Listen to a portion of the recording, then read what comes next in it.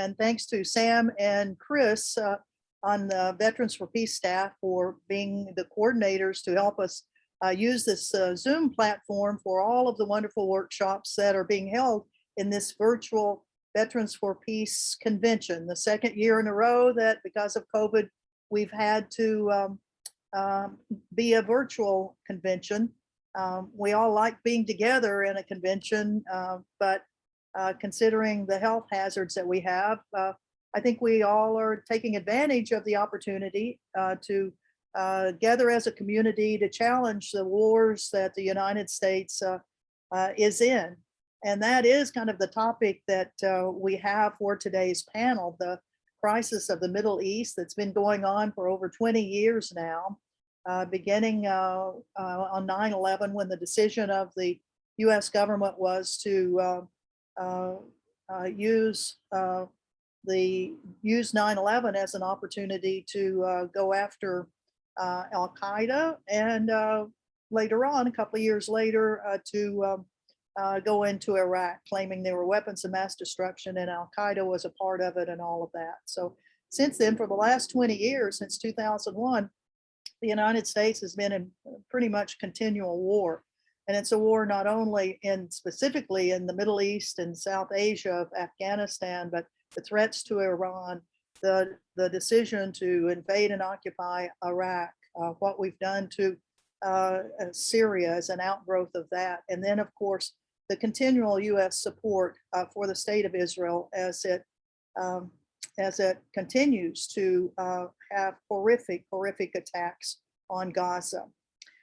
Today we have 4 presenters who all have great relationships in that region, whether they are from the region themselves or they were there as a part of the US military response to the claims of the politicians of the dangers to US national security.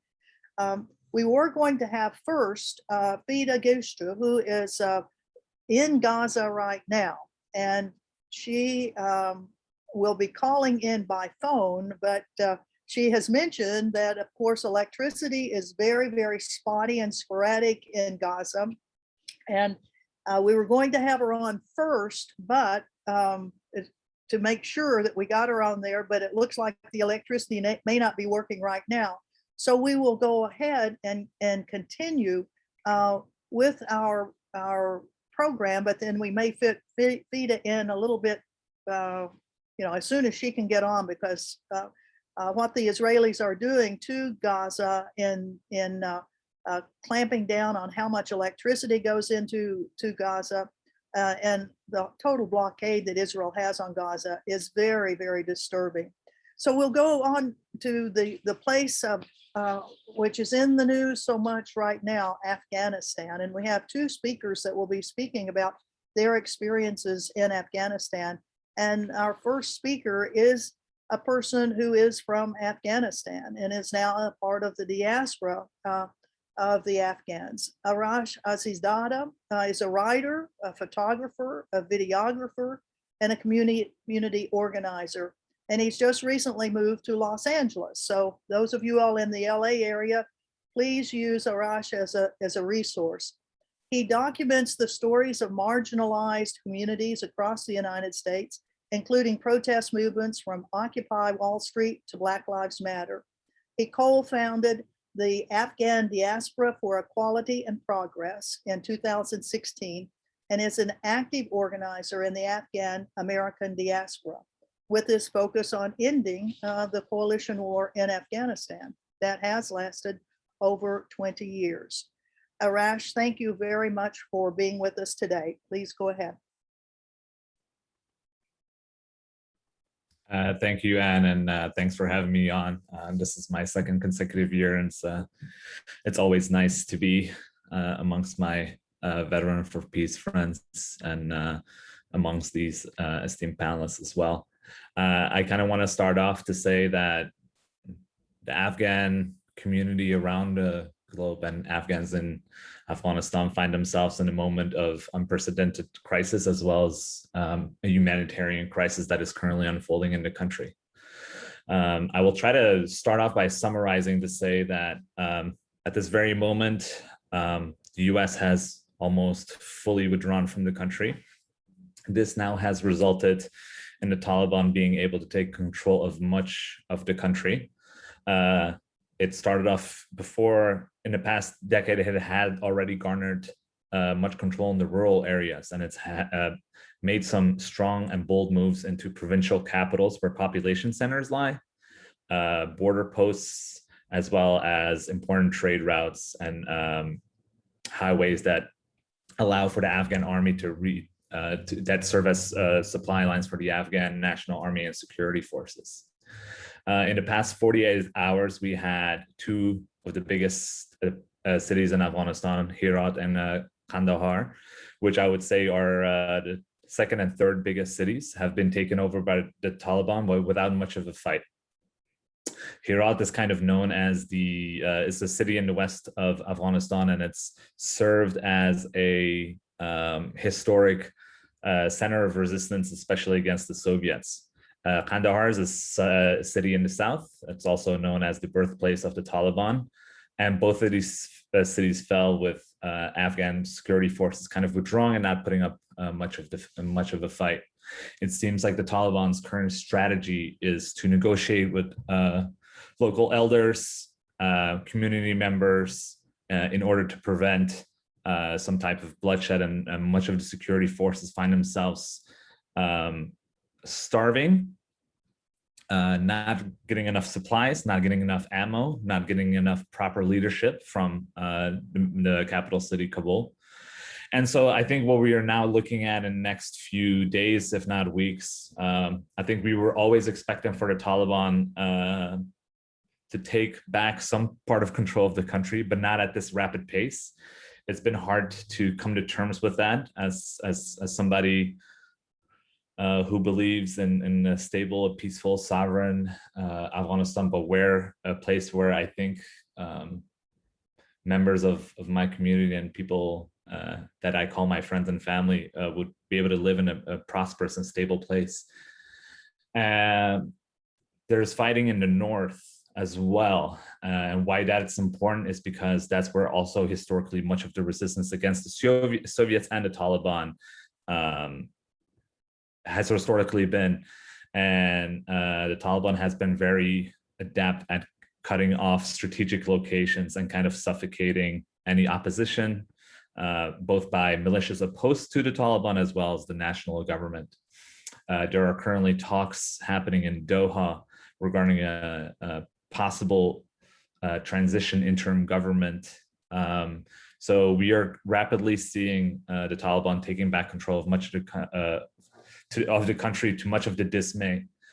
In my conversations with folks in Afghanistan, it's hard to kind of convey what they are feeling, but a sense of anger, deep betrayal. The United States spent 20 years, if not more, saying that these women should become outspoken and that they should be journalists, that they should be activists, that they should be politicians and leaders, that they should take charge of their own destiny and that they have agency. And now they feel that they feel as if the US, as well as the rest of the international community, is turning their back on them. And so there's a deep sense of betrayal, and there's a sense of desperation as well amongst many people in Afghanistan, especially women, young folks, the disabled community, as well as members of ethnic and religious minorities, as well as members of the LGBTQI community. And so there's a large segment of the population that is trying to flee Afghanistan. Some folks are trying to flee other parts of the country. In the north, folks are internally displaced and they have made their way to the capital city, where at least most of the resources are, and which has not yet fallen to the Taliban. And so folks are either trying to flee to other parts of the country, to the capital city, or to neighboring countries. And we are getting multiple messages from multiple folks who are trying to flee to North America, whether that's Canada or United States. That is kind of the political and military roundup that I can give. And I think I would say the sentiment amongst Afghans is that there's a deep sense that there's a deepening crisis that is occurring, that is unfolding as we speak. The end of the occupation is something that many of us had advocated for, including, I think, many Afghans. Nobody really wants to have foreign soldiers on their soil. But now we find ourselves in a place where the occupation has continued to harm many Afghans and puts them under the threat of the Taliban. And specifically, there's a group right now that is extremely vulnerable, which are folks who have either worked with the US military, US intelligence agencies, NGOs and nonprofits. They themselves feel threatened, and they're getting messages from the Taliban saying they will be harmed, killed, and executed. And so I would say, I would try to wrap up and say, there's a deep sense of betrayal, and also a realization that the US never really cared about their faith in the first place. The US is talking about closing its embassy as well, and all that would do is just deepen the crisis that we're already in. I think we are looking at a situation in Afghanistan which will be the worst in decades. And then this is not to say, this is not an argument against the withdrawal. You know, this is 20 years in the making, if not 42 years in the making. I always look at the lens of US policy towards Afghanistan that started before 1979, before the Soviet invasion. I would say the withdrawal was done as poorly by the Biden administration, by the Biden administration, as poorly as the occupation has been done by the Trump administration, the Biden administration, the Obama administration, the Bush administrations. There's no lack of accountability politically at the White House, in Congress, or within our military leadership. But the decisions that were made in September or October of 2001, we are seeing that bear out in Afghanistan. Afghans are suffering. Afghans are on the front lines, and they're bearing most of the pain of the decisions that were made in Washington, D.C. And I think I'll leave it at that for now. Well, thank you very much, Arash. And of course, our deepest apologies and sympathies to the people of Afghanistan for yet one more US war that has wreaked havoc on the population of the country. I'll just mention, I was in Afghanistan in December of 2001. I was part of the first team that went in from the State Department to reopen that embassy. And at that time, we were predicting that, you know, the US had better do whatever it was. And at the time it was going after Al-Qaeda, but then it morphed into, let's just go ahead and go after the Taliban at the same time. But knowing the history of foreign military forces in Afghanistan, it was like, well, you better do this fast because Afghans do not like foreign military forces. And with that, I will introduce our next panelist, who was also in Afghanistan. Matt Ho was in the US Marines, first in Iraq, and then he was in Afghanistan. He was first in Iraq in 2004 and 5 as a Marine Company commander. Then he worked on Iraq and Afghanistan policies in both the State Department and Pentagon. And then in 2009, he resigned from the State Department in opposition to the policies of the United States in Iraq. He is a senior advisor or fellow for the Center for International Policy, and speaker and writer of all sorts of international things. Thank you very much for being with us, Matt. Please go ahead. Hi, Ann. Thank you all for having me on this panel. Arash, that was an amazing, you know, I'm not even really sure what to say after your summary. You know, and I think I'm gonna plagiarize you, Arash. And I believe that plagiarism is the most sincere form of flattery. So please take it from the heart. But what you just said there about the Biden administration's withdrawal or retreat, or however you want to describe it, was only matched in its right in its incompetence by the occupation itself. I think it just shows that the line that runs through these past 20 years, let alone 42 years, as Arash mentioned, is just one of that is full of incompetence, deceit, betrayal. It's interesting with the betrayal comments. It'd be interesting to hear from any other Iraq or Afghan vets about this, but I've heard from a couple of guys, friends of mine, who have said in the last day or two, they feel what they're so angry about is how quickly the Afghan army, in particular the commanders and the warlords, who they were over there supporting, helping, being told that these are the people that you're going to help win this war, how quickly they're exchanging sides. And that's what we're seeing. We're seeing much of that. It's amazing how quickly things are occurring. Last week at this time, I believe the Taliban had 5 or 6 provincial capitals under their control. As of today, as of an hour ago, it's 18. I would not be surprised if, in an hour and a half or so, I get off this, I turn Al Jazeera back on, and it's now up to 19 or 20. And just to give you an idea of how many capitals, provincial capitals that is, there's 34 provinces in Afghanistan. So you're talking the Taliban now control more than half of the provincial capitals in Afghanistan. They control most of the road networks, with the exception of the Northeast and up into the north. And they control many of the border crossings. And you don't need to be a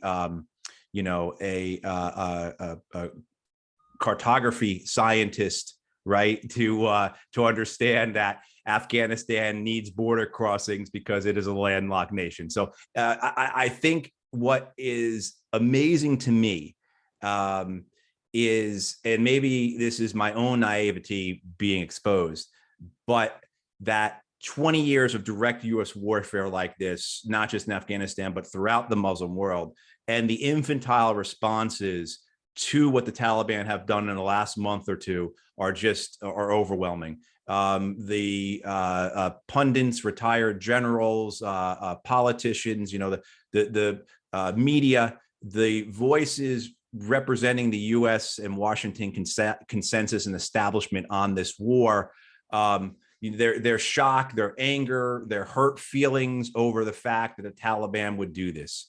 These are the same people that demanded that the United States not negotiate with the Taliban, that for more than 2 decades now have pursued a policy of military victory in Afghanistan. And then when that fails, when defeat occurs, they are shocked at the results. This is the consequence of trying to win military in Afghanistan, which was exactly what the Bush administration tried in Iraq. It failed. And then, of course, the Obama administration tried and failed in Afghanistan as well.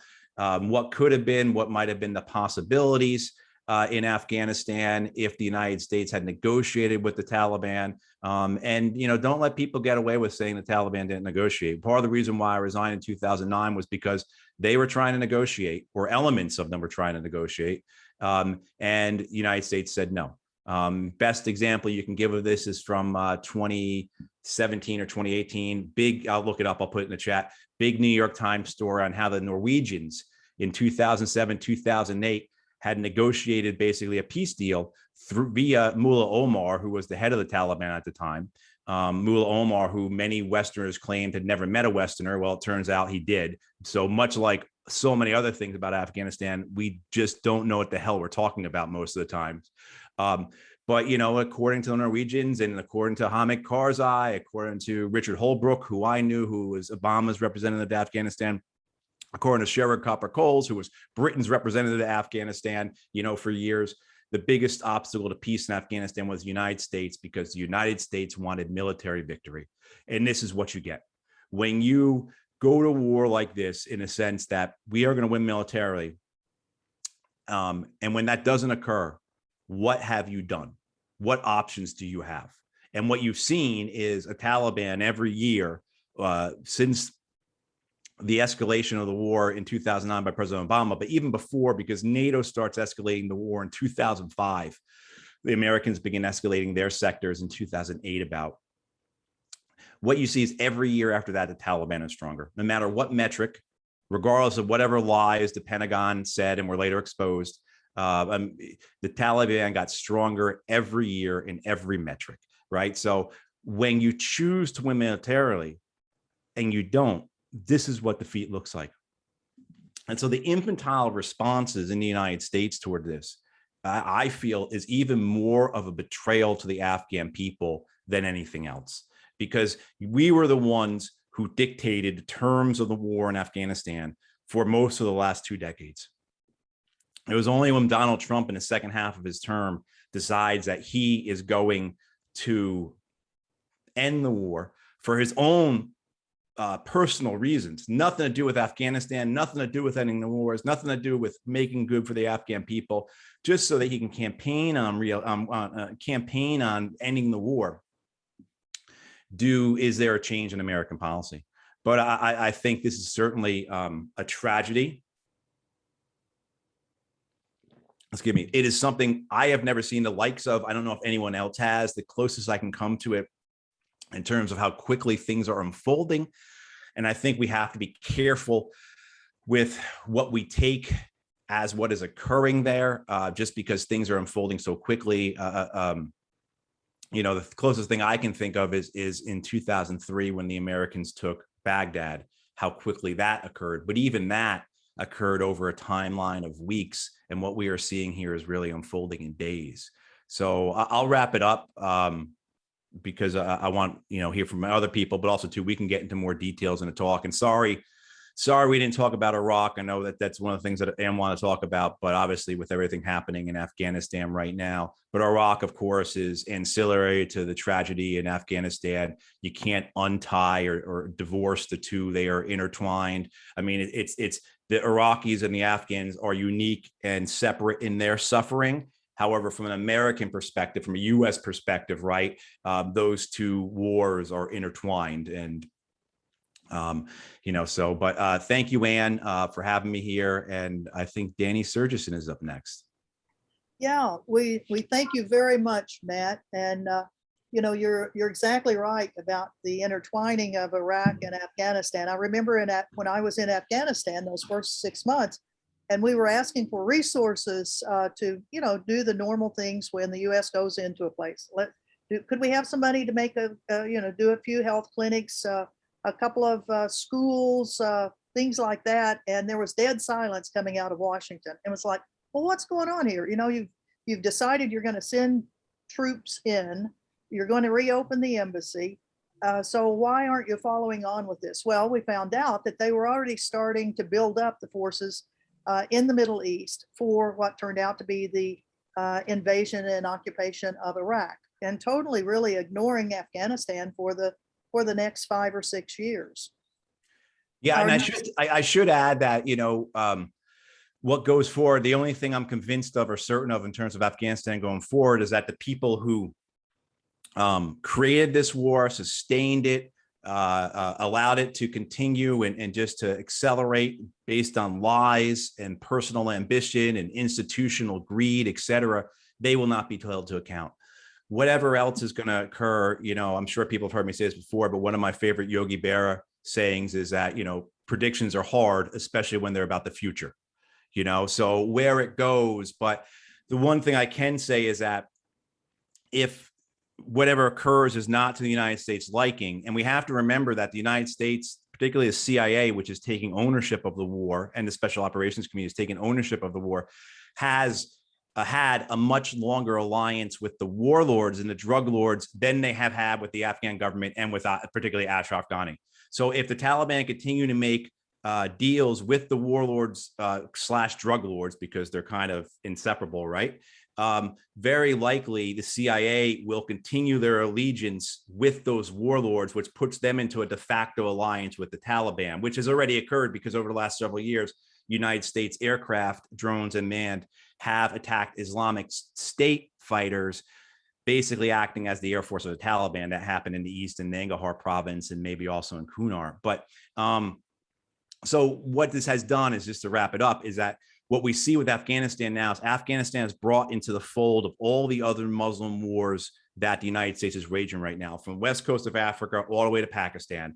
These are wars conducted by CIA, special operations, and drones, so they're entirely classified or secret wars, and they are run by proxy armies, whether they be government forces or, say, in Syria, Kurds or say Shia militias in Iraq. So that's I think one thing to keep in mind going forward, is that no way is this the United States putting its tail behind its legs. It's really just transitioning to a different way of managing its wars, because the United States military does not want casualties. The politicians don't want casualties. The Army wants to fight Russia with tank divisions. The Air Force and Navy want $500 million bomber planes and $13 billion aircraft carriers, which is what you need, which you need China for to justify. So the sad reality of this is that everybody in the Pentagon is basically getting what they want, even though this war has been a disaster and is a complete defeat for the United States. Well, I've got some more comments to add to that, and we'll get into them after we have our next speaker, and then all of us can kind of each ask each other some questions, as well as those that are being placed into our Q&A file. Let me just add, well, before we go on to Danny, we've just had Fida Kishta, who has arrived from Gaza by phone, and we would like to have Fida go next, because you never can tell how long these connections are going to last. And I'll just do a quick introduction. Of course, Fida is a documentary filmmaker with her first film, Where Should the Birds Fly?, which was about the 2009 Israeli attack on Gaza. It's an award-winning film. She is in Gaza now, filming for another documentary about the 2021 Israeli attack on Gaza. And the tentative name of that documentary is Our Dreams Are Not Rubble. She's co-founded the Life Makers Center in Rafah, Gaza, where she and her family live. And that center that has been being run by her sister, as Fida has been a lot in the US and around in Europe with her films, is a very important educational facility. And all of these facilities coming under great stress with the continuing Israeli blockade of Gaza. Fida, we thank you so much for being with us, and we would like to hear from you about what the conditions are in Gaza and what we can do to help. Thank you. Thank you for introducing me. I'm sorry I was late for your meeting. I know that you're supposed to have this conference at 10 o'clock, but the electricity is a bigger problem in Gaza, so I was delayed about half an hour for the electricity schedule for my family. So I have been in Gaza for about 2 months, and I've been working on a film project about actually the last 10 years in Gaza. It's not only about the attack on 2021, it's about the last 10 years for the people of Gaza. I have one character that I'm following, and it documents the blockade on Gaza from 2010 to 2021, following my first project where Should the Birds Fly, and documents the also the different wars on Gaza, 2012, 2014, and 2021. Since I came, I saw situation is really, really different than when I first left Gaza about 12 years ago. And the impact on the people I saw is tremendous. The destruction that hit Gaza City mostly. My family live in Rafah City. It's not as, the impact on Gaza City itself is very massive. It's bigger than Rafah City. Rafah City, the attacks wasn't too much, but Gaza City, it was a lot. A lot of the streets are totally like messed up and have destructed or fully destructed. Some neighborhoods I saw during my work on the film project that like, you know, like one house is destroyed, but then like 10 buildings around the house, like half destroyed. The families live in them, but they are not really living them. The conditions generally is miserable in terms of movement for the people who come into Gaza or leave Gaza. Inside Gaza itself, I didn't expect to see what I saw. I lived here my entire life, but I didn't expect to see the people here the way I saw them this time. Very down, very tired. The unemployment rate is extreme. Like most of my friends that I knew that they used to be in college and they graduated and they have like families, but they have no jobs, most of them. As an example, for my family, all my siblings are graduated from college. None of them really have a job except my sister, who runs the Life Makers Educational Center for Children in Rafah. So this is the general look for Gaza. Electricity is still a problem. Water is still a problem. Electricity schedule, they have it 8 hours a day, like my family have it 8 hours on. And sometimes they have it 8 hours a day, sometimes 8 hours on, 8 hours off, 8 hours on, 8 hours off. Since the May, since the war in Gaza, since the Allah's aggression on Gaza 2021, all the crossings were closed. So since I came, there was nothing coming in and nothing leaves Gaza when it comes to products. Like about a week ago, I heard that the crossings started to open just to enter basic needs to Gaza. All electric stuff that you can imagine, like computers are not allowed into Gaza.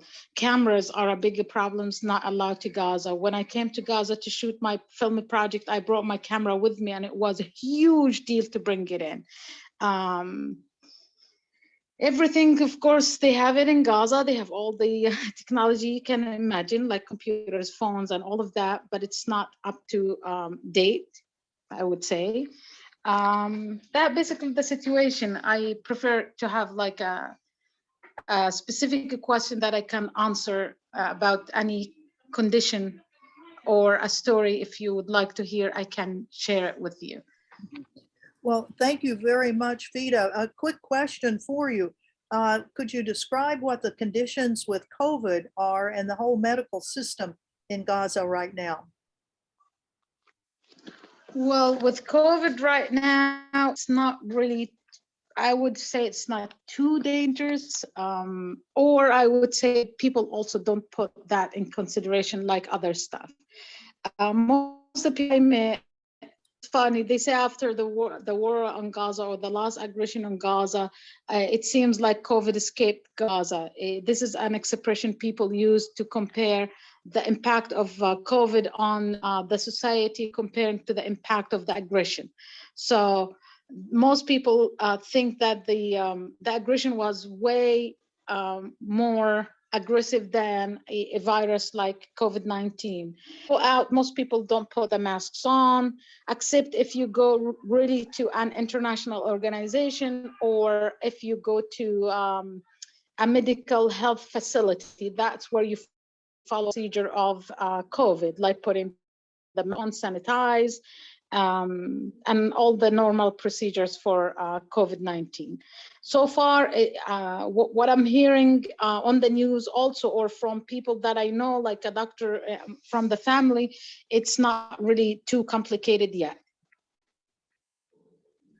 Well, that's more encouraging.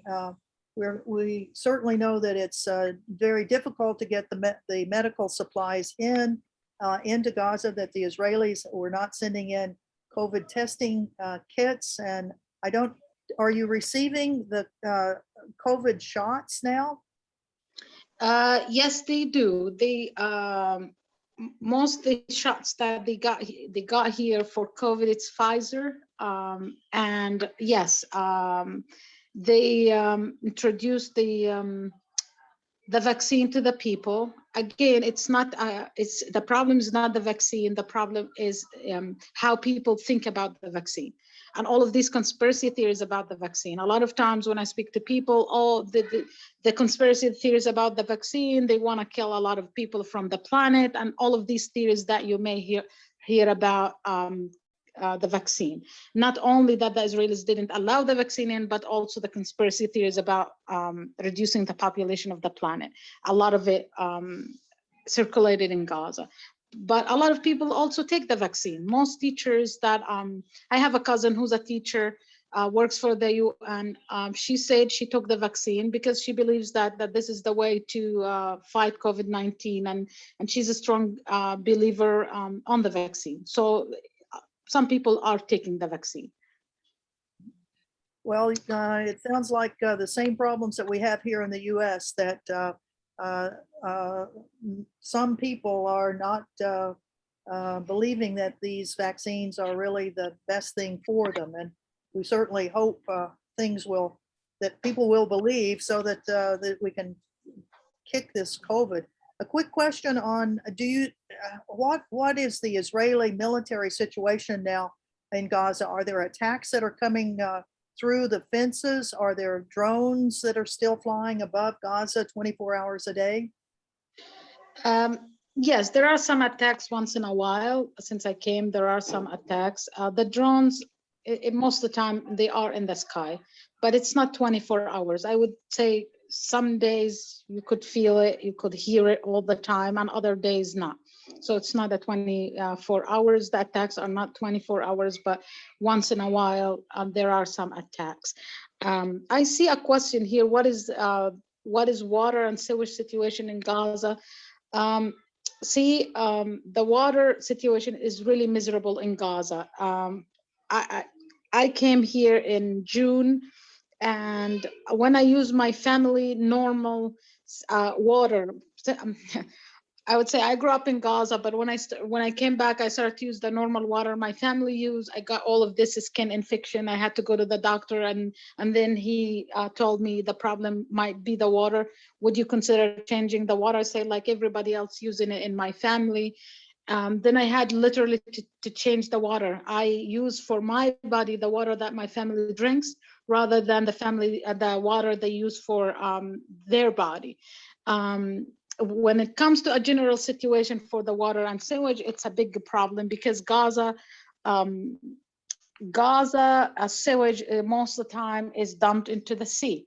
So the Gaza sewage is dumped to the sea. The seawater, they use it, purify it, and again to send it back to the homes. So all of this circle doesn't make any sense when you look at it from sending the sewage to the water and then taking the water and then try to purify it and send it back to the families, and that causing more issues. The water, for the drinking water, they have these big stations to purify water, clean it, and sell the water or give it back to the families for free. Also, it is not as good as it's supposed to be. Like, basically the mineral water that I get, a lot of times it's not really mineral water. When I drink it, it's not really mineral water. The sodium in it equals, like, I don't know, like 3 or 4 times the normal water you can get from any store. This is after they purify it. Well, and how about the repair of all the facilities that were damaged the last time here in 2021? Well, the destruction, they had an agreement with the Egyptian side, because Egypt had this agreement with the authorities in Gaza to send them equipment to clean, and to send them also workers to rebuild Gaza. Since I came, I can tell you that the cleaning is much faster than any time that I saw Gaza in the past. There are some neighborhoods that I went to in the past, like years back.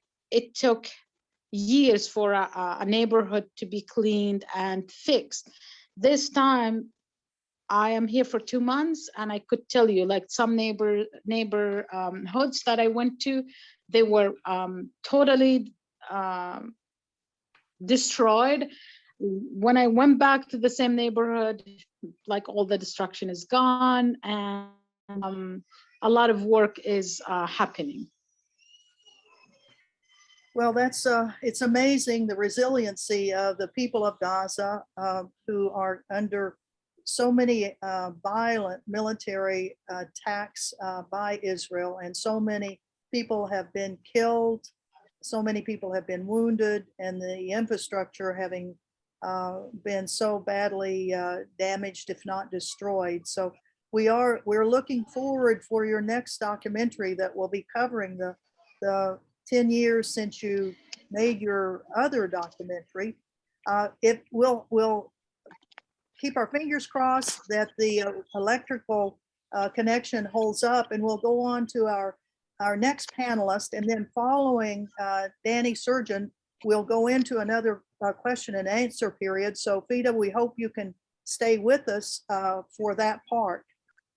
We've had Thank you. two. Thank you so much, Anne. I appreciate.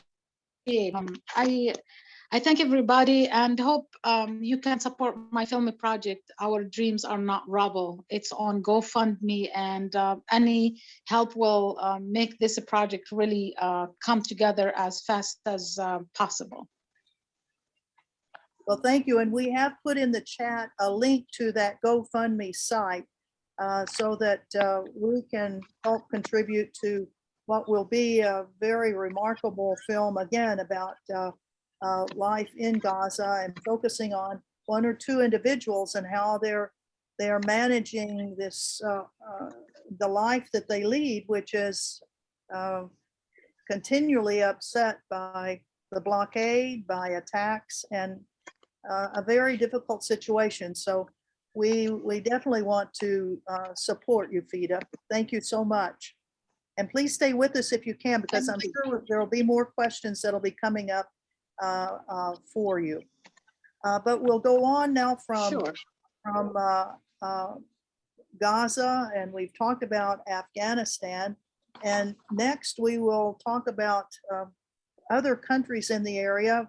Danny Surgeon, who is a retired major from the Army, who is a West Point graduate. He went into West Point right as 9/11 was happening. And then he was in Afghanistan, in Afghanistan and in Iraq from 2005 and in various, you'll have to tell us exactly when, but he was an Army officer from 2005 to 2019. And then he went back to West Point and taught American history and civil rights history. And while still on active duty and at Fort Leavenworth, Kansas, he started writing extensively about his concerns about the U.S. military and U.S. foreign policy. And that's where we all first heard of Danny, and this active duty major writing such remarkable critiques of the U.S. military. And I was thinking, my God, he's going to get kicked out. There's no way that he can survive. Well, he did survive, but he has retired, thank God. He's a member of Vets for Peace. He's a huge writer, and articles all over the place from antiwar.com. I mean, you name it and it's in it. And then he's written two books. One is Ghost Riders of Baghdad, Soldiers, Civilians, and the Myth of the Surge, which came out in 2015. And then A Patriotic Descent. I love that name. Patriotic Descent, America in the Age of Endless War, that just came out last year. So Danny, we appreciate all that you've done already. He is the director of the Eisenhower Media Network that is trying to get more views on challenging wars. So Danny, we appreciate your being here. Please go ahead. Thank you so much for having me. I'm always honored to be a part of this. In some ways, I feel like a newcomer to the struggle, you know, and Anne's right. I mean, it wasn't really until sort of the end that I started speaking about this stuff. And I feel like now I have to yell louder than ever, you know, and it's funny, we were just talking about Afghanistan, and I'm going to talk some of like the smaller theaters that don't get enough attention. But I woke up this morning and opened my Facebook Messenger, and I can't stand that app in general. But today I had a message from one of my interpreters in Afghanistan. And I'm sure Matt Ho has probably had similar experiences to this. And almost all of my buddies, my former peers, this happens. And he's in Kandahar, right? And Kandahar just fell, and he needs help. And the officer that was going to help him with his special visa fell off contact. And what can I do? And you know, it was funny. It stressed me out, like ethically and physically. And then I started thinking, you know, just knowing that I can't do enough fast enough, right? And who knows if it'll even work. And then I thought about, well, imagine how he feels, right? And expand that by hundreds of thousands. And I got to thinking about how when you look at all of these operations since 9/11 and even before, you know, the US and the US military has really left like a wake of destruction and detritus, blazed the path of broken nations and desperate people in our wake. And we're all complicit in that, right, as a nation. And that's true of the three countries I'm going to speak about, Syria, Yemen, and Somalia, touching on them briefly. I think what they have in common is that they're almost invisible, and that's by design. There's a lot of bureaucratic and linguistic gymnastics that's used to maintain these wars, and legalistic gymnastics for all the OCO operations, right? OCO, Overseas Contingency Operations. What we've done with those, especially since 2017, is we've classified them. We've made them secret. You know, we've classified failure and indecency of our interventionism. And you're not even allowed to know how much money we spend on them. You're not allowed to know how many troops exactly or where those exact troops are. In fact, even many congressmen aren't able to know this. It's hidden from the American people, but real folks are getting killed, starved, blockaded behind that bureaucratic dissembling. And that is truly grotesque. Of these three countries and the small wars, or small for us, right? Small for our boots on the ground, not small for the bombed and the blockaded, but of these smaller theaters that are less well known, few folks know the context, the backstory. And so I'll just try to fill in a little bit of those gaps and take us up to the present. Syria, we have to start with Syria. Syria is a wildly over the top obscenity of American foreign policy. I'll begin with the quote that we found out from the WikiLeaks cables. Thank you, Julian Assange. From Jake Sullivan, the current National Security Advisor to the President of the United States, when he was working for Hillary Clinton at the time as Secretary of State. He wrote her an email that said, in Syria, Al-Qaeda is on our side, comma, other than that, everything's about as expected. I mean, just a wild statement. And I started to think, how did we get here? And so I started writing and researching Syria. So if we back up, how many people remember that the United States was bombing, shooting down Syrian planes, bombing Syrian positions in Lebanon as long ago as 1982 through 1984, and then a little bit more in the later 80s. And that then in 1991, Syria went from being a bad boy to someone who we needed on our side, you know, bad boys in quotes, to someone that we needed on our side to do the Gulf War, because that had to look good, right? It had to look like there was a lot of Middle Eastern countries. So the United States government sells out the current president of Lebanon. I can't imagine why he'd be upset with us, and all the Lebanese nationalists, and actually kind of hands over parts of Lebanon, like the control, to Syria. And then Assad's father dies, Bashar al-Assad takes over, and there's some hope. People are saying there's a lot of articles being written, like maybe this guy's a modernist, he's a technocrat, you know, he's like a medical doctor, maybe he'll be okay. And then 9/11 happens. And the interesting thing about 9/11 is Syria, like many of the countries we later regime changed, Libya is an example, they worked with us a little bit. They helped with intelligence in the beginning, and then Iraq. I mean, the answer to almost every problematic question of the war on terror is then Iraq. Because what happens when we invade Iraq is that touches Syria. And they felt, probably correctly, that they were the next target, or one of the next targets, along with Iran. You know, we hear about the 7 countries that were going to be targeted that General Wes Clark talked about. I mean, one could argue that the government of Bashar al-Assad had almost no choice but to allow some foreign fighters to come through their borders. And that's assuming that they can even be stopped. These are pretty porous borders. But I would say that he doomed himself in the eyes of Washington the minute that we invaded Iraq, the response to us invading Iraq. He was going to be the target of regime change, and the Syrian people were going to be the target of a regime change operation. When the civil war begins, the US really plays as an accelerant, just another militia on the ground. And we only played humanitarians on TV. Let's be clear. This was never about the Syrian people for the most part, I would argue that the Syrian operation, which is still ongoing, is the most absurd GWAT exercise in absurdity in an entire mission that's been a worldwide mission that's absurd. Joseph Heller would have a catch-22 field day writing about the US operations there. It's the most muddled of all these muddled missions in some ways. Just look at the shifting parentheses non-missions that we've been kind of asked to do, or that the military is being asked to do, or the military wants to do, let's be clear. First, it's about supporting the rebels and toppling Assad and saving the people, right? That's what we say. Then, no, it's not really that, it's defeating ISIS. Well, actually, we got to support the Kurds up in the Northeast. No, not that. We're going to fold to the Turks when they invade and kind of like let them have their sphere. Well, no, actually, it's not about any of that. It's about balancing Iran and Russia. You'll hear a lot of this talk today. Ludicrous talk, right?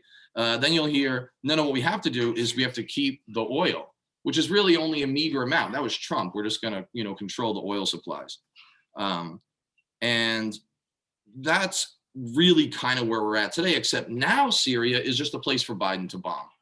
Anytime militias in Iraq that are vaguely aligned with Iran, we say, then we'll bomb positions in Syria or Iraq. And the reality is that our operations in Syria are highly, highly risky. I mean, they risk sparking a regional war with nuclear-powered Russia potentially, and it's ethically grotesque. I apologize, my toddler needs me to open the lovely Haribo gummy bears. And so you talk about indecency, and then there's beauty that reminds you there's still good in the world. It's ethically grotesque what we're doing in Syria. But what I think is interesting is America adulates its soldiers, it says. But what we've done in Syria and Iraq is we've placed our soldiers in missions that can't be won, that are hopeless, that don't support us. And they're basically rocket magnets. So how much do we really care about our soldiers? And I'll stop there on that. Yemen is quick, but I will say this. When the history of the global war on terror, as they used to call it, is someday written, okay? When we're looking back at it with historians' eyes more so. I really do think that Yemen actually will maybe stand as the moral black eye of America. Not Iraq, Afghanistan, all of them are horrifying, but that may stand as the black eye, the ultimate exercise of American obscenity in these wars. We're talking about mass starvation, the worst cholera outbreak in modern world history, and that's just the stuff that's besides the bombing, the Saudi and UAE terror bombing of Yemen, the use of Sudanese mercenaries as hired hands to fight for the Saudi army, and the United States, for the most part, blessed off on this during the Obama administration, it must be said, fueling the planes midair, selling the bombs. Yemenis, just like anyone else, they're not stupid. They know how to read a serial number. They can trace something back and say, look, this is a Raytheon bomb. This is a Lockheed bomb. Criminally complicit in the ethical court of law, if such a thing truly existed. Aiding and abetting, in Yemen, we've managed to be the getaway driver, the conspirator, everything except the gunman usually, although sometimes we've done operations and raids. What's the tune of this? What's the cost? 500,000 dead-ish? We don't even know. We don't even really count. We know that at one point there was a serious report of at least 85,000 children starved to death, and that was years back. That's what our country's up to. That's what keeps me up at night, largely. And for what? What do we gain besides a sullied reputation? Really, nothing. Nothing at all. We've prostrated ourselves to the Saudis, who are, tails that wag the dog over and over and over again. If I was going to make a worst allies in history list for the United States, there's like 5 of them that stand out right now: Israel, Pakistan, Turkey, and of course, Saudis and the UAE. Like you don't want to be on that list, but we constantly give in to their power fantasies. So some kudos to the Biden administration for announcing the cutting of support for, quote, offensive operations. But of course, what I fear is that this is more verbal dissembling. Because what about the blockade? What about demanding an end to the blockade? Because in the long term, for the average people, the blockade will do more harm and has done more harm than the bombing, and they usually do. And we just heard about Gaza, right? And there are similarities. There are differences, but there are similarities in approach and brutality, and just callous cruelty, like counting calories, as Israel does. Finally, Somalia. I'm fascinated by Africa and AFRICOM. It's something I just can't get enough of reading, and that so little is known about in the mainstream media. Somalia is one of the longest slow boiling GWAT theaters, global war and terror theaters, and it's all mostly been under the public radar. This has been going on for 18, 19 years. The operations in Somalia post 9/11 are just behind Afghanistan and how old they are, even older than Iraq. But there's a long backstory to that. You know, we were backing Ethiopian dictators against the Somalis during the late Cold War until we didn't like the switch of governments in each of those places. So then we started backing a Somalian dictator who brutalized his own people, Siad Barre, until we didn't need him anymore, and then cut pretty much all the aid and support off at the end of the Cold War. Of course, there's the massive famine and the civil war that we all know from Black Hawk Down. Once again, during that period in the 1990s, Black Hawk Down, 93, 94, the US is once again just another militia in a civil war among militias, led by our own warlords. The only difference is that ours had more beans, bullets, and wore camouflage fatigue. So they didn't wear the blue or the red like the Crips and the Bloods. No, they were in fatigues, but in the end, we were an accelerant. And of course, there was cost to that, mostly to Somalis, because in that Black Hawk Down incident, we don't talk a lot about all the Somalis that were killed, hundreds, several hundred. Then we kind of forget about Somalia for the most part, or sort of do, but post 9/11, they're important again. Horn of Africa, strategic region. You know, if there aren't Islamists there, we'll find them and we'll create them. I mean, that's been the American policy. I'm not sure how much of it's on purpose and how much of it is ignorance. I think it might split right down the middle. In 2000, so we're doing raids and we're training elements of the Somali, army and whichever faction. And then this terrible thing happens in 2005 where the Islamic Courts Union jumps in, and they bring peace to Mogadishu and most of the country at a level that's never been seen. And they're not that extreme, most of the factions, as far as the sort of Islamist parties go.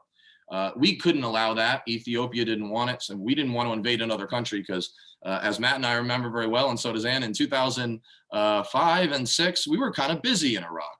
We were kind of busy. We actually were out of soldiers between Iraq and Afghanistan. We didn't have any more soldiers. We couldn't invade Somalia, and there was no public appetite. But you know who could?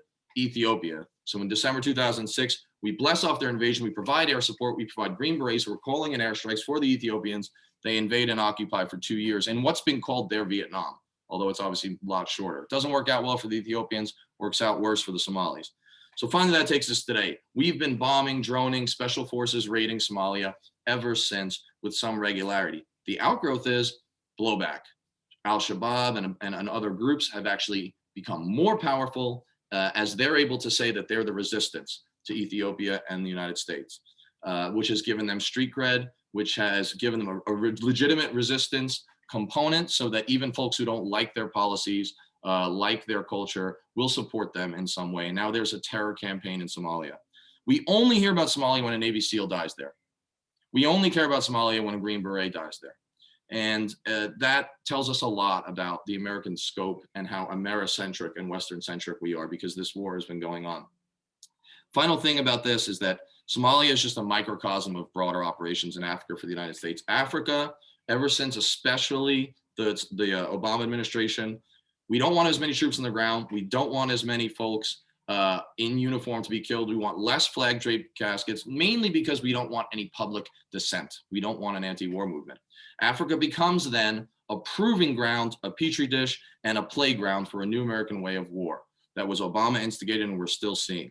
And what is that? It's abstract, it's tech savvy, and it's invisible by design for the US. Something tells me it feels a whole lot like a real war under the bombs are dropping and the drones are humming.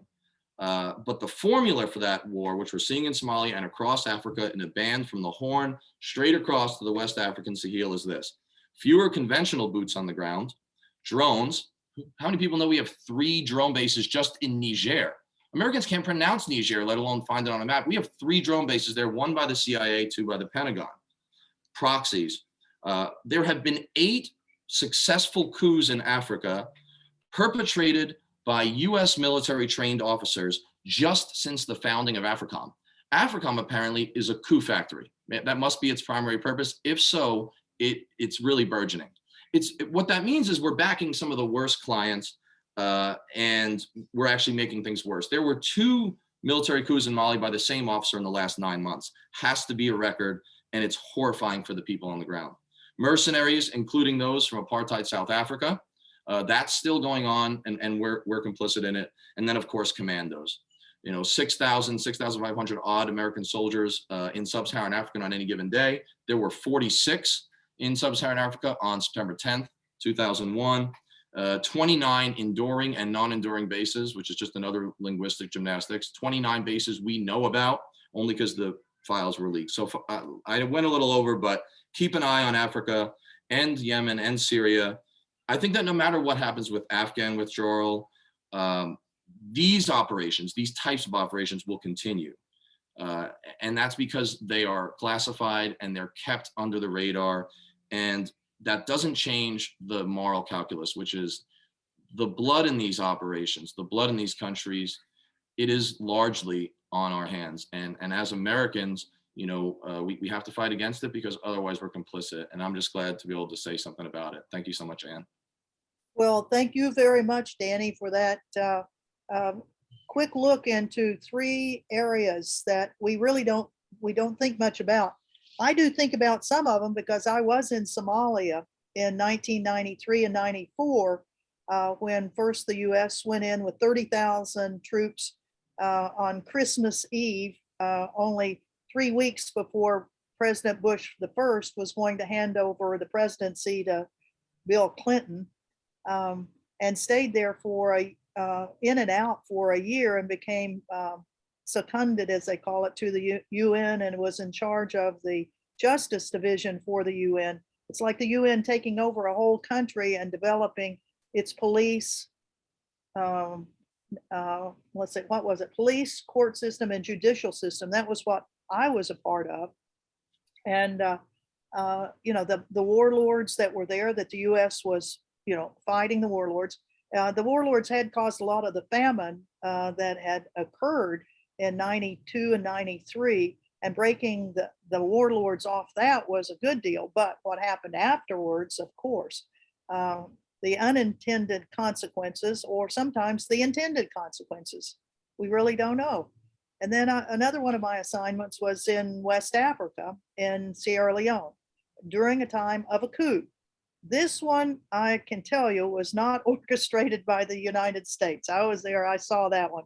It was orchestrated by the Revolutionary United Front, a horrible group of people that chopped off hands and arms and legs, and then part of the Sierra Leonean military that was being paid off by dictators in the area to overthrow the government so interest could get into the diamond fields of Sierra Leone.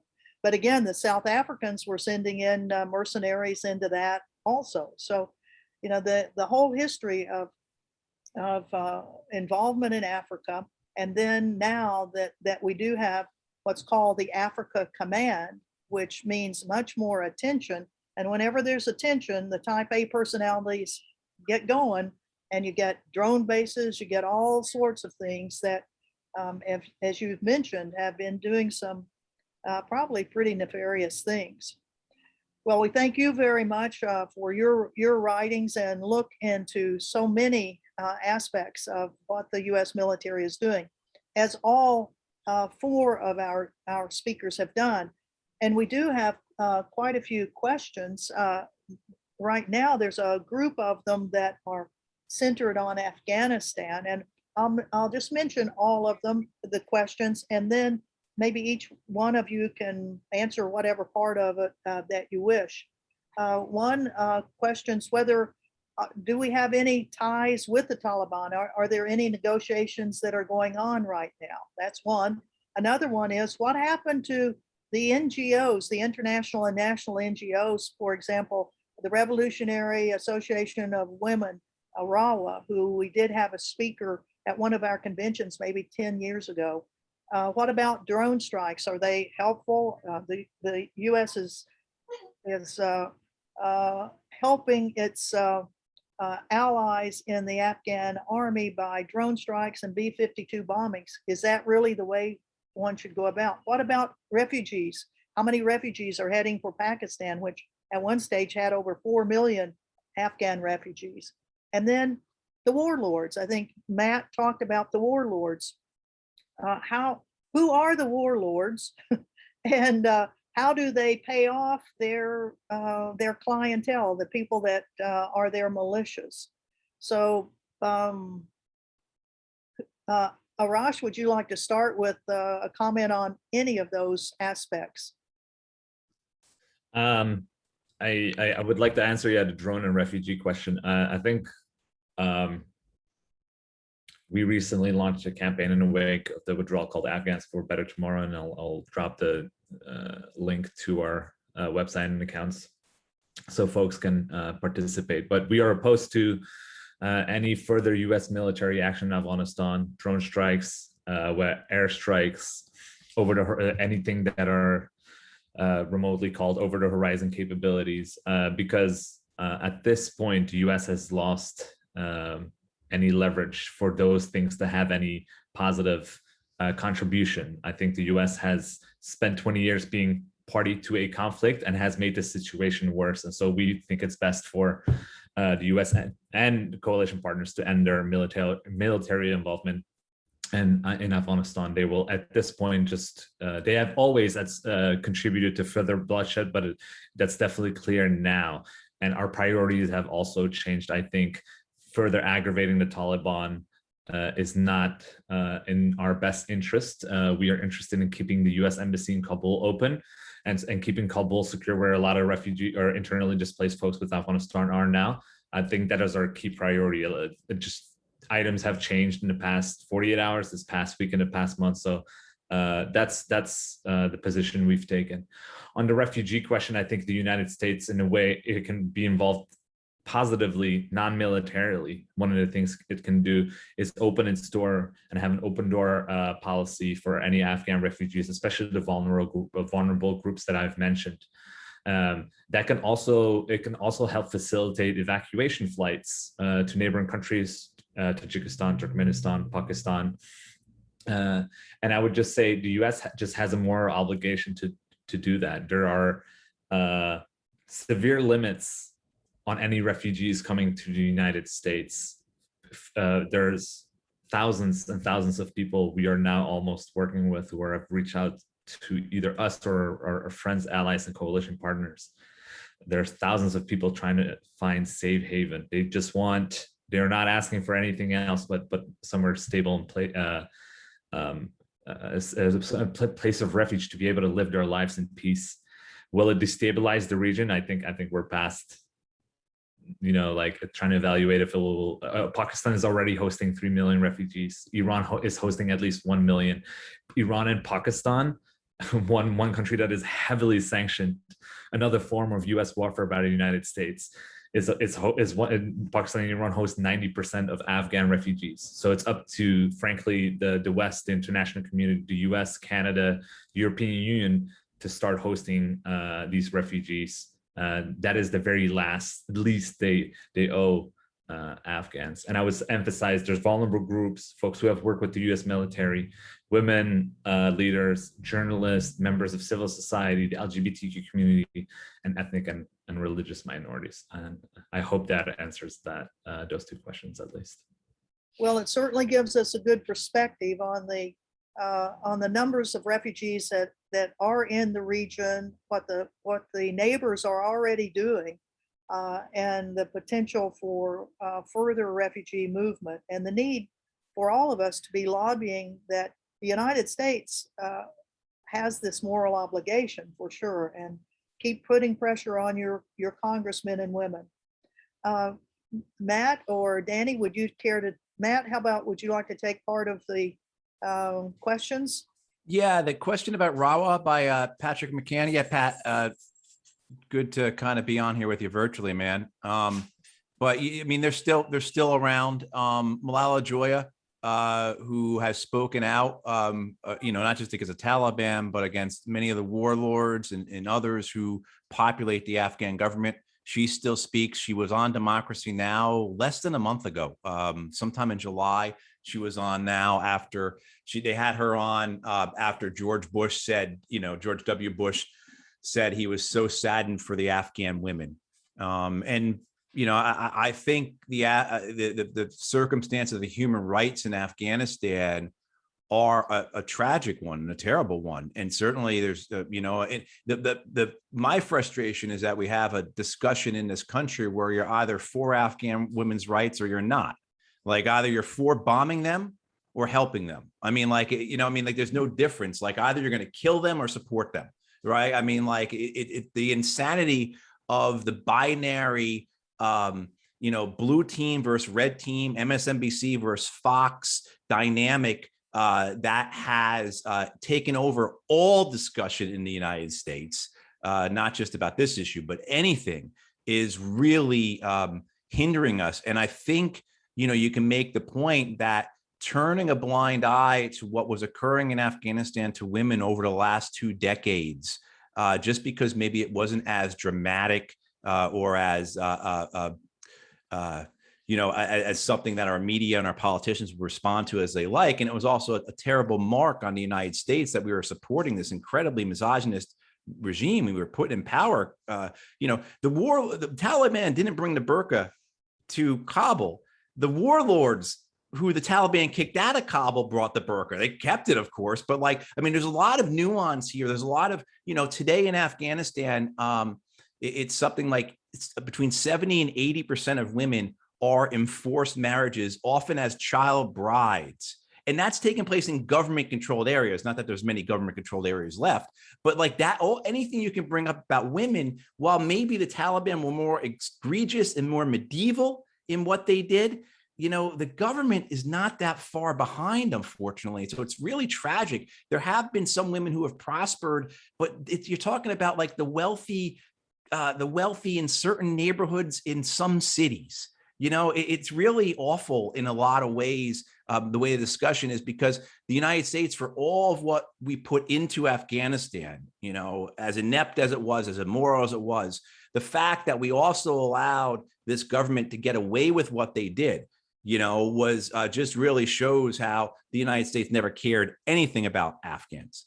And then there was a point about negotiations. I think, negotiations outside of the country, in my opinion, what's going on in Doha is dead. That doesn't matter. The Taliban are winning. I mean, they have been winning for years. They now are really on the cusp of declaring victory.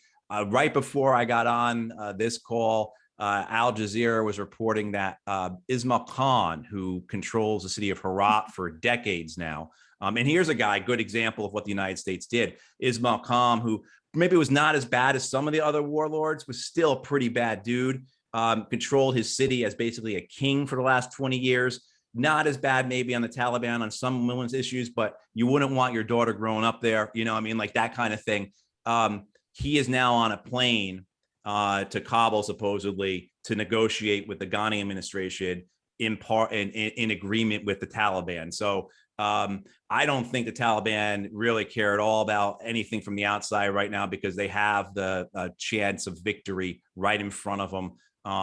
And, again, it goes back to what I was saying earlier. If you're going to pursue military victory and you lose, this is going to be the consequence. Look, there were elements within the Taliban who were willing to negotiate 10, 12, 15 years ago. I mean, lots of people have written about this. I mean, when I was in there at the State Department, they would come in and try and talk to us about negotiating. I mean, I go on all day about this.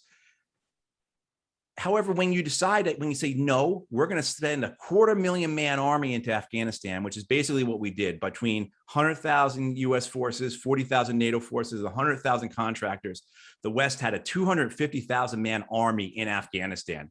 When you say, no, this is what we're going to do, screw off, what do you think is going to happen when you lose, right? Let alone, these are the people whose grandfathers have beat the Soviets, whose great grandfathers have beat the British, So I think negotiations, the best that we can hope for, I just wrote about this last week or so, was that is what I would call a cruel and unjust peace in Afghanistan, which is terrible.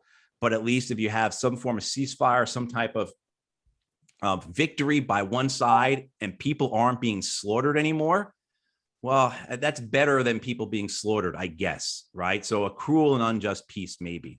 And then, Janet, you had mentioned in the question and answer about democracy in a box, which is ties into something I was thinking about when Danny was talking about Somalia. So when I was in Afghanistan in 2009 as a State Department officer, I went down to Kandahar and had a meeting with all these other civilian officials. And a couple of them had just come back from some type of conference someplace. And they were talking about, because the war in Iraq was over, because it was only going to be a matter of time, another year or two until they won in Afghanistan, that there was discussion about doing the PRT, the Provincial Reconstruction Team program in Somalia. That with 50 or 60,000 NATO and US forces plus civilians, we could replicate the success that we had in Iraq and Afghanistan in Somalia. So the delusions that were occurring, but also to Danny's point about the expansion of this war throughout, has been there. But democracy in a box, for those who don't know what I'm talking about, this was the plan by General McChrystal and others, that we are going to roll into places in Afghanistan and civilize them, that we were going to come in with all the components of a democracy that you would need, that we would come in with a mayor, with a city planner, with engineers, with all types of stuff, because we were doing counterinsurgency and we were going to connect the people to the government, on and on. Marja was going to be the great case example. We rolled in there with a man that the United States brought in from Germany, who had been in jail for being in a knife fight in a bar at one point. This was the best that the U.S. could find to lead. Rolled into a Pashtun town. The name of the operation, it's escaping me, but it was a Dari word, which from my understanding didn't really translate into Pashto that well. So I mean, we went into this Pashtun village with an operation named with a word that the people there didn't even understand. I mean, like the absurdity of it all. And of course, it was a colossal failure. The United States held Marja simply by the weight of our presence, by our air power, as well as too. One thing you guys want to understand, the racket that was going on here, and I'll stop running my mouth so other people can jump in. But I used to wonder, so I would go to our posts all throughout the south of Afghanistan, also in the east, and you'd be someplace, where there'd be an army lieutenant or captain with maybe 30 or 40 American soldiers, or 30 or 40 Afghan soldiers. And, how does this survive? How come this hasn't been overrun? And I came in with two answers. The first answer is because of American and NATO air power, that the Taliban were afraid to mass, because if you massed, then we could hit them with our attack helicopters, or our A-10s, or, B-1s, whatever.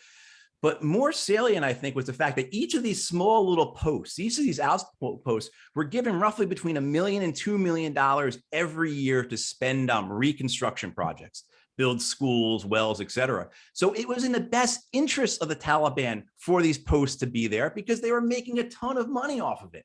I mean, and the same thing had occurred in Iraq with the insurgency there. So just the delusions of all this, and the divorced nature of American officials and NATO officials, because I work with the Brits and the Canadians and the Dutch, and they are just as deluded as the Americans were about this. The delusions that went into this war are just, it's like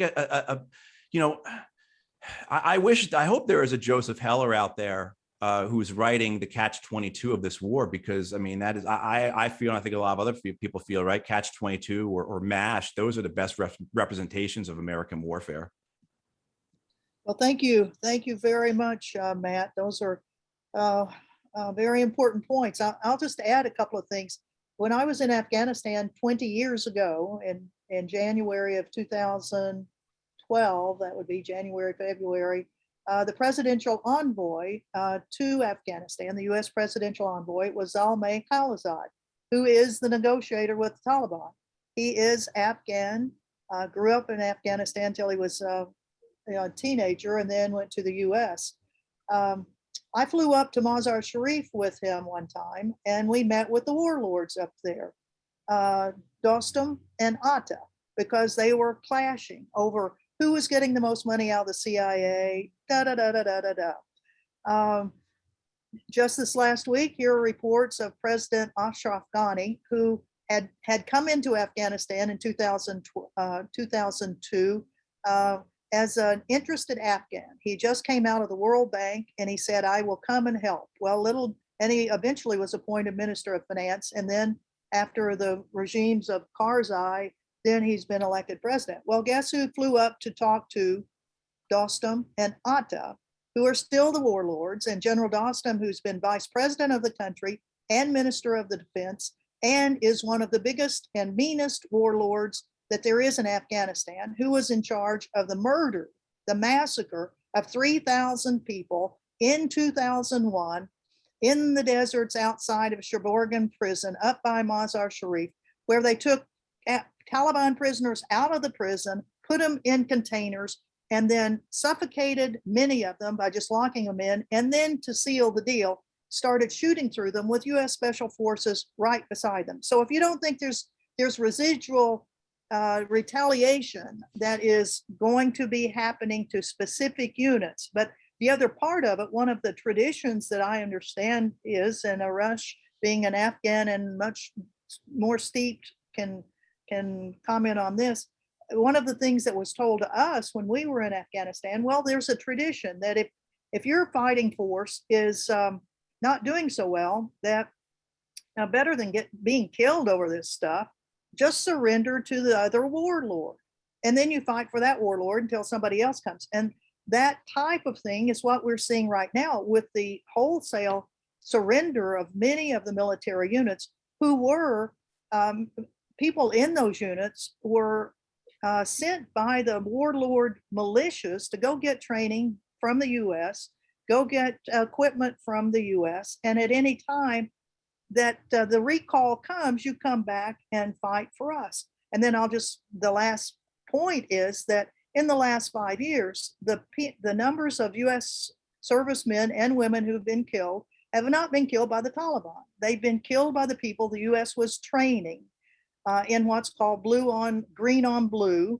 And that was the trainees turning their weapons directly on the trainers, the US, many times because into retaliation for what the US had done to their family members in night raids and drone strikes and things like that. Let me just mention, we have 6 minutes left. I want to ask Danny for his comments, and then I'd like to have Fida tell us anything more from the perspective of Gaza. Danny, go ahead. Yeah, thank you. I'll be very brief. Just a couple of these comments. I think what I want to hone in on here, what I'm about to say, I'm looking at it sort of with the historian's eye to a certain extent. And it's not a lack of empathy or sympathy or understanding of the obligations of the United States to the people they affect and leave behind. But one of the things that most frustrates me, and we've all spoken about it now a little bit, is opening up the Washington Post and the New York Times every day to see, should be canceled because they've been wrong about every foreign policy, war, whatever, and there's still columnists there, or there's still commentators on CNN, tell us that we must stay, forever in any one of these places, Afghanistan being one of them, because of women's rights or because of human rights. And I think that what bothers me about it is it's bad history, and it's in a sense bad morals to act like that. What it was about. It's really easy to know that wasn't the case. From 79 to 89, we backed the Mujahideen, who, including some of the most reactionary elements, who were terrible on human rights. If this was about invading Afghanistan, if it was about human rights and helping women, we would have invaded when the Taliban was executing people in stadiums in the late 90s. Not really a peep from the United States. Then, as everyone's mentioned, we empowered these warlords, Dostum, but we empowered many warlords. Like at the ground level as a captain, one of my colonel's favorite guys, because he thought he was effective, was a guy named Shafi Khan. This is down in Kandahar, just fell to the Taliban. This guy was a rapist and a torturer who had self-appointed himself and just made his own uniform like he was Napoleon, a police commander. And one time I was on a patrol and our policy kept changing on whether we should burn the drugs or let them go. And I was walking through the biggest opium field I'd ever walked in. And I said to my other partner, who was another mini warlord, Haji Rahmatullah, I said, I wonder if I should report this. This is a huge field. He goes, ha, ha, ha. He laughed at me. You can't burn this field. This is Shafi Khan's field. And these people we worked with, the local police that we formed, the ALP, was just another militia, but they kept their wives cloistered and we didn't say a word about it. And when there was child rape culture that was going on, the official policy of the US government essentially in the military was don't say anything about it and don't upset the Afghan elders. even if they're raping children. And, you know, one Green Beret got in trouble when he punched out a guy he caught in the middle of a rape. So I think the bottom line here is there's so much evidence that it was never about that in the first place, which doesn't take away from the suffering and the serious conversation about obligations now. But I think if we're going to not repeat history, we have to be honest. Let's keep it real and be brutally honest about what our motives were. And let's just not lie about that. And I think it's obscene to do so. Thank you, Danny. And I'll just mention, and I have put in the chat this report that was done by Brookings that has a lot of statistics about the culture of Afghanistan and the difference between the rural and urban views on rights of women, jobs, employment, education, and things like that. It's a very interesting report, but it's by Brookings, but it does have data from a lot of different organizations in it. We just have a couple of minutes left, and I'd like to ask Fida if she would tell us more about the impact of what has been happening in Gaza on women and children in Gaza.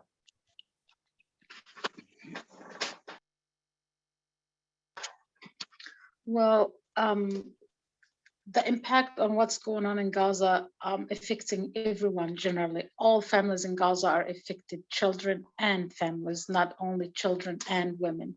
So it's impacting the families in terms of jobs, in terms of, I would say, all aspects of life. All aspects of life in Gaza are affected by what's going on from the aggressions or from the blockade. The blockade is affecting most families in Gaza. Yeah.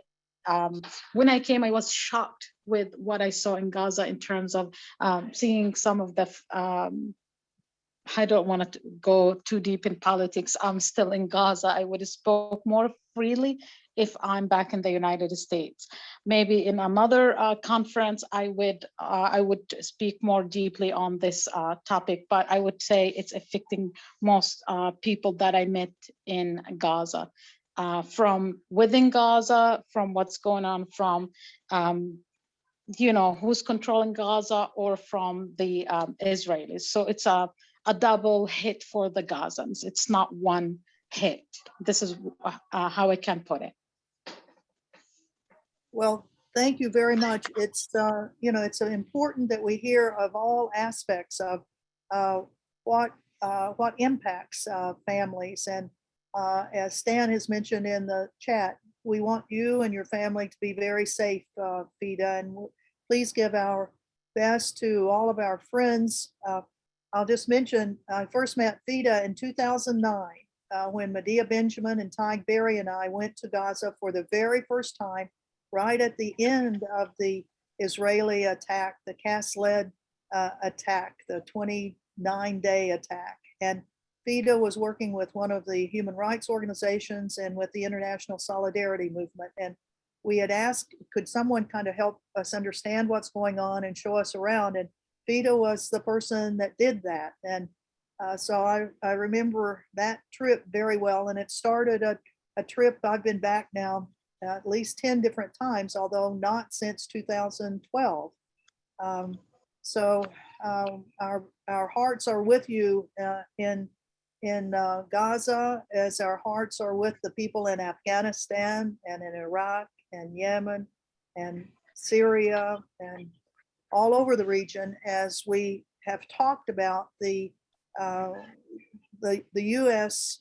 propensity for war and the tragedy of all of the destruction and human suffering that. So we're at the end of our hour and a half. It's gone very, very quickly. And I want to thank all four of our panelists, Matt Ho, Arash Azizadeh, Dan Shurston, and Fida Kishta, for being with us, and for all of our people who, our Veterans for Peace chapter members. Please get in touch with these panelists if you'd like to have specific programs, and be sure, as we make calls for action on stopping bombing of Afghanistan and stop the Israeli attacks on Gaza and no weapon sales to anybody. Please stay active, and thank you all so much for being with us. Thank you. Thank you. And thank you for putting this amazing panel together.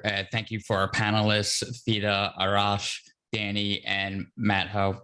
Really appreciate you all being here and doing such an amazing panel. Like Sam said in chat, this could have easily been another hour, and I don't think anybody would have left their seats. Thanks once again for doing this. Everybody out there, still, you wonderful, wonderful audience members, thanks for joining us. Really appreciate you being here. Remember, it what time it is? 4 p.m. Central. The climate crisis and militarism workshop begins. You can check out, make sure to check out the schedule there on the VFP convention website for the link, and hop in and see our 4 o'clock workshops. Thank you so much for joining us, and you can find this video on the VFP convention workshop convention website for review if you miss any parts for the next 30 days before it's released to the public. Thanks for joining us, and have a wonderful day. Thank you.